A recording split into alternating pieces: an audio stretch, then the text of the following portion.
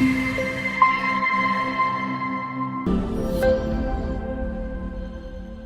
evening everyone. Welcome to Abhiram IAS Academy. This is Pavani Reddy Palla. I'm here to discuss the Daily Chronicle series. So let us see all the important articles in the Hindu newspaper today. So in the Hindi newspaper, we have got a very important article related to the cultural aspects. So with the headlines, a whooping 1.4 crore people take holy dip in the Shivaratri as Mahakumbh draws to a close. So yesterday, that is on February 26th, the very famous Mahakumbh Mela has been concluded.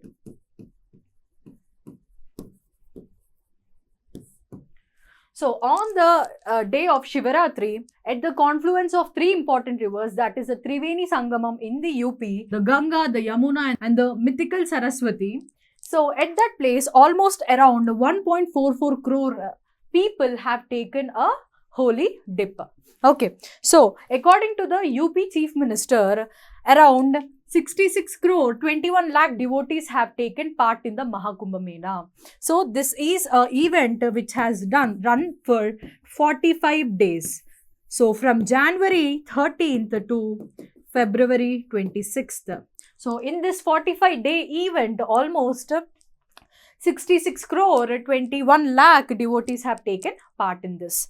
So it is considered as one of the biggest religious congregation in the world. Okay, so it signifies the spiritual enhancement of the followers of the Sanatana Dharma. So again, let us wait for 12 more years for another Kumbh Mela. Okay, so this is one important article related to the cultural aspect of the UPSC preparation. Okay, next important article is related to the polity module. So the Public Accounts Committee should examine the CAG report on Aam Aadmi Party's excise policy. So yesterday we have seen an article related to the Delhi excise policy.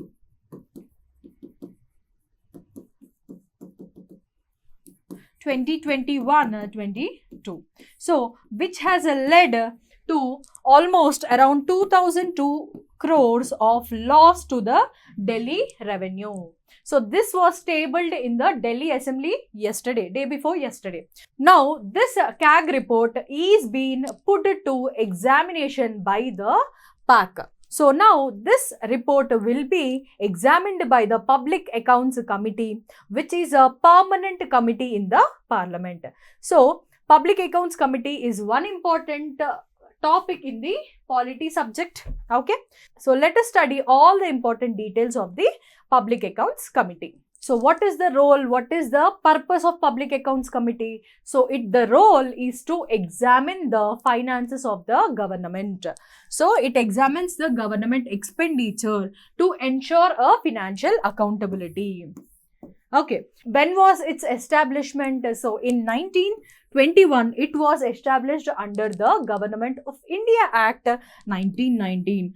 We also famously called it as the Montagu-Chelmsford Reforms. So under that act, the Public Accounts Committee was established in 1921. Why? To audit the government expenses, to behave like a watchdog for the public finances. So whether the allocations are spent in accordance or not will be verified, will be examined by the Public Accounts Committee. Okay. Next. So what is the composition? Who are there? Who are present in the Public Accounts Committee? So the total composition is 22 members of the Parliament.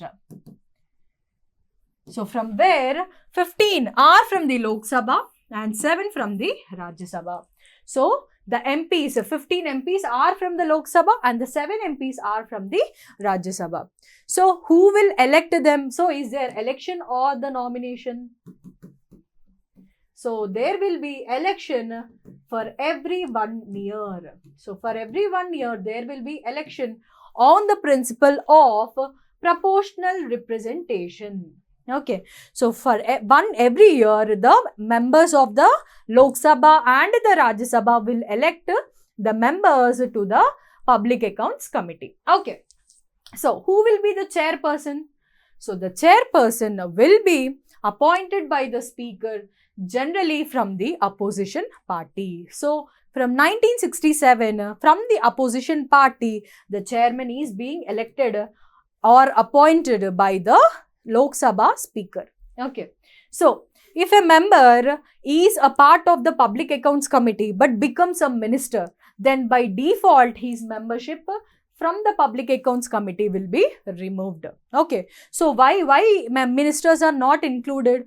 Because to ensure transparency, to ensure non-partisanship. Okay. So, that is why ministers are not included in the Public Accounts Committee. So, these important facts are very important for us in the prelims point of view. So, just try to remember every important fact. So, coming to the next important article, we have an article related to cancer, so which is part of our science and technology module. Okay, so this is an analysis done by the Indian Council of Medical Research and the Global Cancer Observatory, Globocon 2022 estimates. So, what the analysis is telling about? It is telling that the cancer-related mortalities increased faster in women in the past decade. Okay, so in this article, we have some important facts which will be useful for our mains answer writing. Okay, so let us try to remember all the important points. So going into the details, we have the Globocon. So what is this? It is an online database which is related to the incident estimates and the mortalities recorded related to the cancer. So this is a database which provides the issues like the incidence, the number of estimates and the mortalities related to cancer. Okay, so it almost estimates around 185 countries for 36 different types of cancer. Okay, so according to this analysis, 3 out of the 5 persons after detecting the cancer are going to die in India. So 3 out of 5 individuals are going to have cancer related mortality. Okay, and the rate of mortality have increased in women at a rate of 1.2% to 4.4% annual percentage. Okay, whereas in men it is around 1.2 to 2.4%. Okay, so what it means, the rate of mortality among the women is higher than compared to the men. So this is another important fact which is given by the ICMR and Globocon. Okay, next, according to their analysis, in India, the childhood and the reproductive age group are the lowest risk with relation to the cancer. Okay, so who are the lowest risk group? It is the childbearing age group and children. Okay, whereas the highest is among the middle age and the geriatric population. Geriatric means adult and the older age population. So this report is telling that India, being the youngest country in the world with an average of around 29-30 years, is now going to move to middle age. Okay, so there is expected rise in the cases of cancer soon in India. So the cases of cancer are going to explode because the population are now going to enter into the middle age as per this report. Okay, so in India, the most 5 prevalent cancers are, we have the breast cancer, we have the cervical, we have the oral cavity, we have the lung cancer and colorectal cancer. So these are 5 different highly prevalent cancers in India which have the incidence of almost 44% of burden of the cancer cases. So 44 among 100 cases will have one among these type of cancers in India. So according to this report. So these are some important facts which you have to remember related to the cancer. Okay, so which is important for us in the diseases part of the science and technology component. Okay. So the next important article is related to polity, that is the local self-government. So with the headlines, panel seeks penalties to end proxy rule by male, the kin of women panchayat leaders. So it is talking about the role of men as proxy leaders. Proxy leaders in place of women.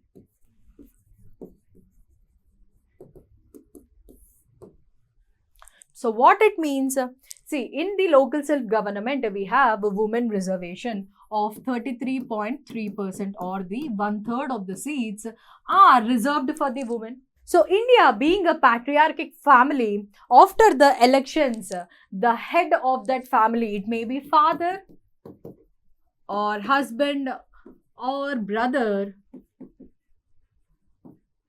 will act as a pseudo panchayat leader. In place of that woman, he is going to take the actual powers. Okay, the woman will become a nominator, just a nominal person, whereas this male of that family will have the real powers. So that is the proxy leaders concept which is existing in India.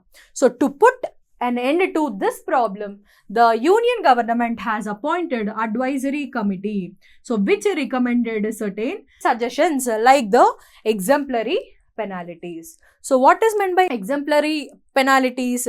So they should be enforced for proven cases of proxy leadership. So whenever there is a proof of the proxy leadership available in any panchayat, then there will be a punishment given to the male persons of that panchayat or that family. Okay, so some important facts which are mentioned in the article are that in the 73rd Constitutional Amendment Act 1992, we have 1/3 of seats which are reserved for women. Okay, so consequently, some states have extended it to 50% of reservation to women in almost 21 states and 2 union territories. So at present, we have 32.29 lakh representatives in the panchayat, where 46.6 are the women. Okay, so this is one important fact. So in the panchayat, we have almost around 46.6% of women participation. So we can use this information in our mains answer writing. Okay, so whenever we are writing about women empowerment or any issue related to the panchayats or women, we can use this point.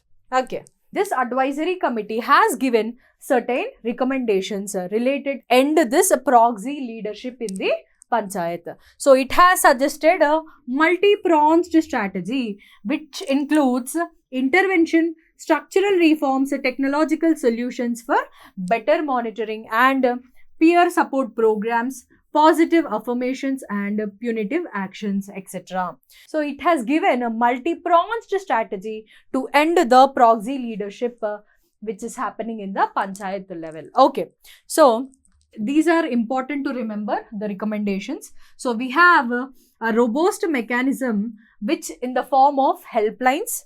So there will be helplines so that we can call to that helpline and we can give the complaints, and there will be women watchdog committees. Okay, so at the panchayat level, there will be establishment of women panchayat committees, and there will be whistleblower rewards. So who are whistleblowers? Generally, they are in secret, they are in confidential thing, but they report the illegal things. Okay, so they are the whistleblowers. So who are whistleblowers?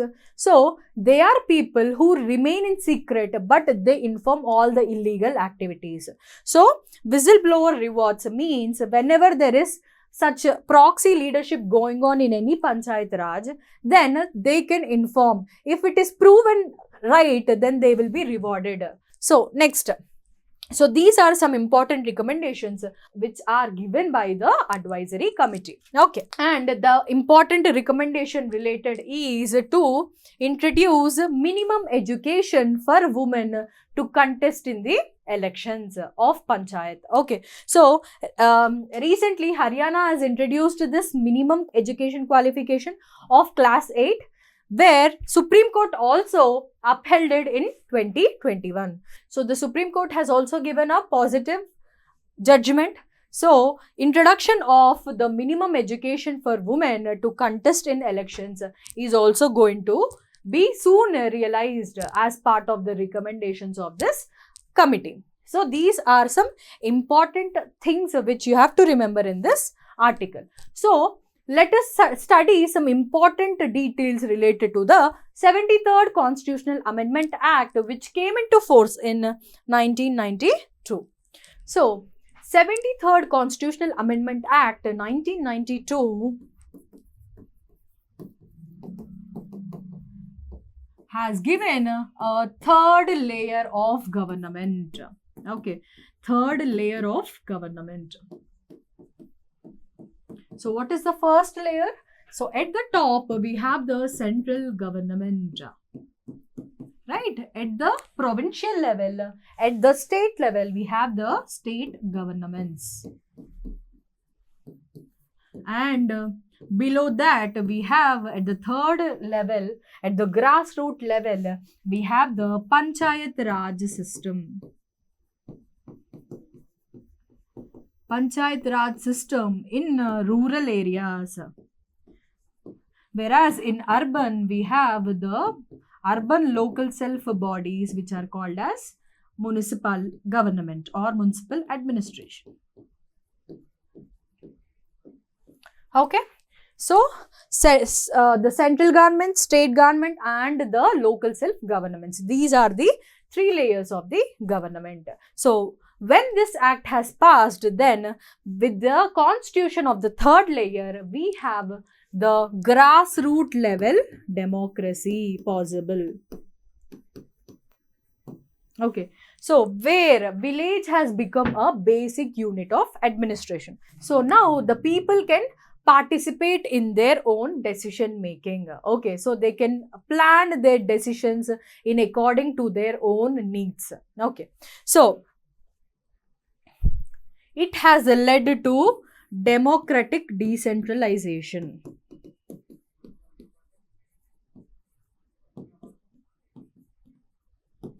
Okay, so these wordings, these phrases are very important for us.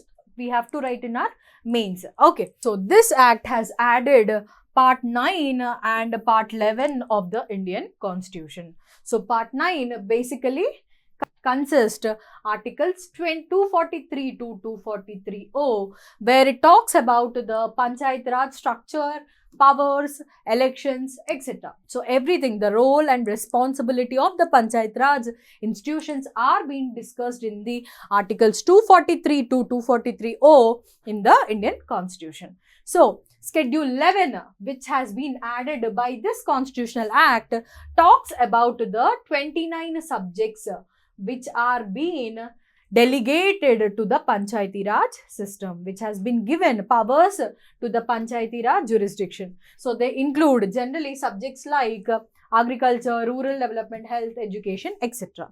Okay, so this three-tier structure where Gram Panchayat is at the village level and the Panchayat Samiti is at the block level, and we have the Zilla Parishad which is at the district level. So these are the three levels of the Panchayat Raj system which came into existence because of the 73rd Constitutional Amendment Act 1992. Next, what are the general provisions which are related to the Panchayati Raj institution?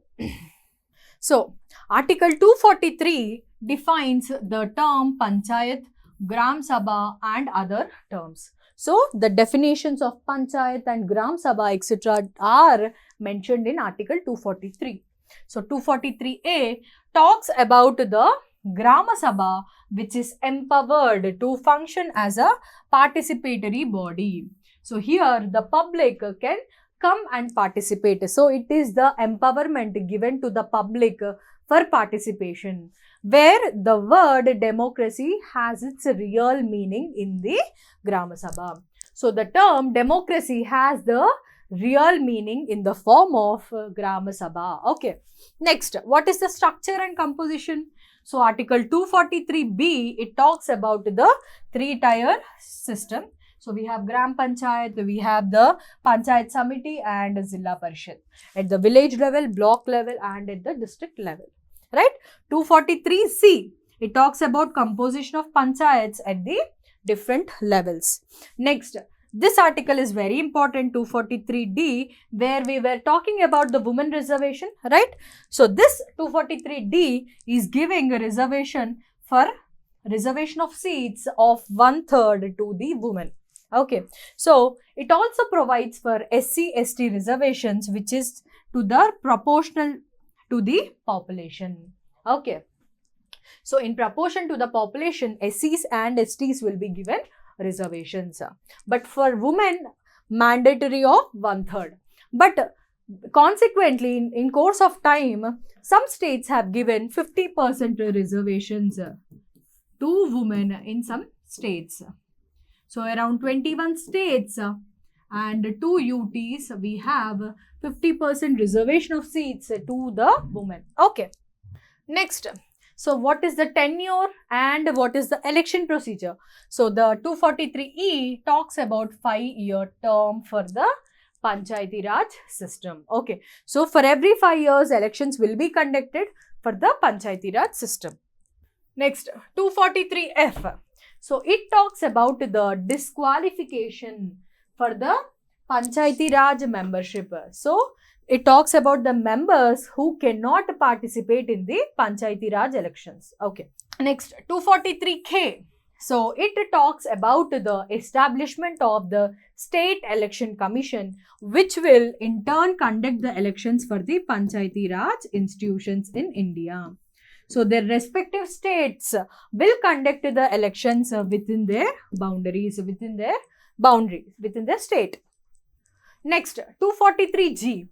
So empowers Panchayat to govern 29 subjects listed in Schedule 11. So this article is empowering the Panchayati Raj system to conduct the power of 29 subjects. See, we all know the 7th schedule, right? So in the 7th schedule, we have the union list, state list, concurrent list, and the remaining subjects which are under the residuary powers, right? So these are given in the 7th schedule, but the subjects which are in the jurisdiction of the Panchayati Raj institutions are given through the 11th schedule, that is the article 243G. Okay, so next, the financial powers. So for conduction of programs and schemes, they require financial autonomy, right? So article 243H. So under this article, the panchayats can levy taxes, duties, tolls and also receive funds from the state. So state government funds. It has the power to levy taxes, duties and collect tolls, and also is empowered to get state government funds, according to which article? 243H. Next, 243I. So it talks about the establishment of the State Finance Commission. Okay, so this State Finance Commission will review the panchayat finances for every 5 years. So we have the Finance Commission, right, at the central level. In the same way, for looking after the finances and reviewing the position or to recommend grants, etc., we have the State Finance Commission, which will take care of the Panchayati Raj institutions' finances. Okay. So it will study and recommend some suggestions. Next, Article 243J, we have the auditing of the Panchayati Raj accounts. So for what? For the financial transparency. So we have a social audit which will happen in the Panchayati Raj institutions. So the next is we have Article 243L. So it talks about the application of the Panchayati Raj to the union territories. So whether the union territories are going to have the Panchayati Raj system, based on what, etc., all are included in this article. Okay. So next, 243M, we have the exceptions to the Panchayati Raj system. That means it is not applicable to the Nagaland, Meghalaya, Mizoram and certain tribal areas. So these exceptions to the Panchayati Raj institution is mentioned in the 243M. Okay. Next, Article 243N. So this article says that there will be continuation of the existing laws till the 73rd Constitutional Act is amended. Till this is amended, all the existing laws in the states will be continuing in the state. Okay. Next, last article is 243O, which stops the court to interfere in the panchayat elections. Okay. Except through the election petitions. Okay. So here the courts are barred from interfering into the panchayat elections, but only way is through the election petitions. It can involve in the panchayat elections. Okay. So these are the articles which are mentioned in the 73rd Constitutional Amendment Act 243 to 243O. Okay. So these articles need to be remembered because they are very important as part of our Panchayati Raj system or the 73rd Constitutional Amendment Act. Next, so what are the 29 subjects? So we have 29 subjects given to Panchayati Raj. So some among them are the rural infrastructure development, water supply and sanitation. We have social welfare schemes and also agriculture irrigation. We have health, education, etc. So all these powers are under the control of the, so all of these subjects are included under the jurisdiction of the Panchayati Raj institutions. So which are mentioned in the Schedule 11. Okay. So that's all for today. Let us continue our class tomorrow. Thank you so much. Please like and subscribe to Abhiram IAS Academy. Thank you.